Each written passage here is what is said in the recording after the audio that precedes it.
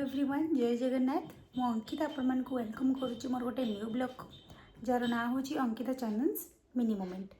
तो आज आम टे बाहर को जीवु बुलाबुली करने पाखरे मकर मेला पड़ी आम जीवु से बुलापी जदि किसी भल लगे तो किणी आनी न भल लगे सेमती बुलिक पलि आसबि।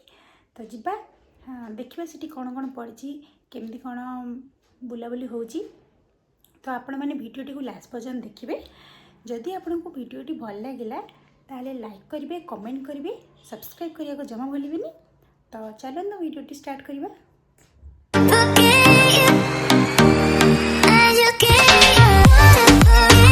तो मैंने मीडिया में बाहर बहुत ठंडा था शीतर थरी थरी जाकि पहुँच गलु से मेला पाखरे।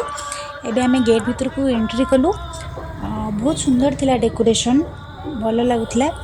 तो ये मेन गेट यहाँ मेन गेट आम एंट्री कलु। एंट्री कर सारापर मो हजबैंड जा गाड़ी पार्किंग करके पड़े आसले आम ए जाऊँ भितर को देखा से कौन कौन पड़ी मत कि पसंद आसला भाया जिनस से पड़ी कि नाई।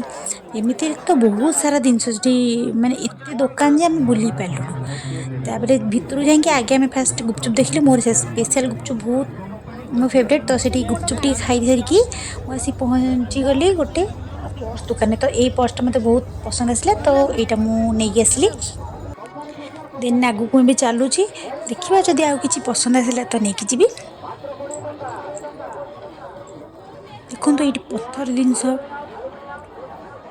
बहुत पत्थर जिनस पड़ी बहुत सुंदर सुंदर जिनस। देखो ये शंख ठाकुर जिनस भी बहुत भल से पड़ी। जदि आपण मैंने केवल मेला खेला जाऊँ तो आप भी आनीपर बहुत कम पैसा। ये देखो मेहंदी कर मेहंदीटा मोर सान बेलू बहुत पसंद। जब छोट होती मुझे जो मेला को जी मैंने ये मेहंदीटा मुझे करके आसबि। तो ये देखो मो टाटू देखा यहाँ भावतुनि सत टाटू बोली यहाँ आर्टिफिशियल टाटू से जी मेहंदी करते मत कहले कि टाटू करदेवे बोली गोटे कहलु ठीक अच्छे बनई दिए बोली टाटू। देन ये बैंडटा मुझे पचारूली ये बैंडटा बहुत रेट कहला एमती नॉर्मल दुकान अपेक्षा 60-70 टଙ୍କା भाया कहला मुझे थोड़े पड़े आसली। तो ये मुझे आसली आउ टे खावाई मु चिकेन खाऊँ ये। तो खाई सारिकी बर्तमान पुणी बाहरलु आमर यात्रा देखिलु और बहुत गुड़ाए जिनस पड़ता।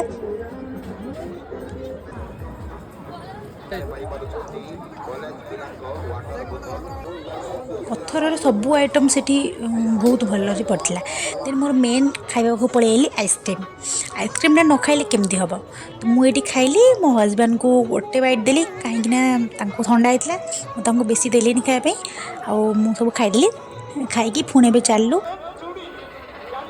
आइसक्रीम खाई एंजॉय करी मुझे पहुँची गली फास्ट फूड स्टॉल पाखे जोटा एत सारा फास्ट फूड से दुकान पड़ा जे आम बुझीपार कौट आम खाइबू।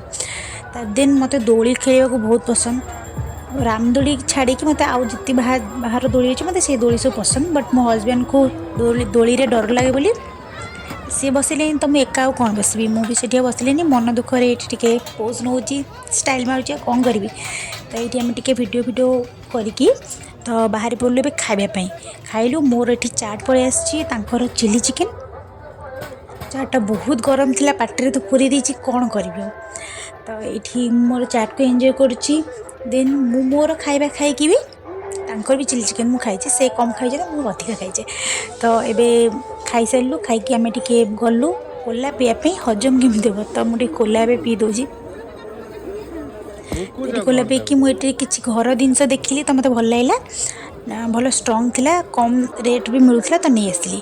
देन मुझे पहुँची गली पान पाखे और पानटा बहुत टेस्टी थिला मो एक्सप्रेशन आप जानीपारे। देन मो पान खाई टी आगे चलली देखिली कौन कौन आउ कि मिलूँ कि पहुँच गोटे फुल दुकान। यहाँ भावतु कि यहाँ भावतु आप सत फुल कि आर्टिफिशियल यहाँ सत फुल नुहे यहाँ गोटे आर्टिफिशियल गोटे ताड़ पत्र कर बहुत सुंदर थिला। देन मुझे पहुँची गली कुंपी पाखे गोटे कुंपी कि सारिकी कुंपी किना सरला मुझे मो सब किनाकिनी सरला। एवं बाहर घर को आसवाई बहुत ठंडा थिला। आपण वीडियो लास्ट पर्यंत देखिए। जदि आपन को वीडियोटी भल लगे तो लाइक करेंगे, कमेंट करेंगे, सब्सक्राइब करेंगे। पुणी देखा नेक्स्ट वीडियो से पर्यंत टाटा।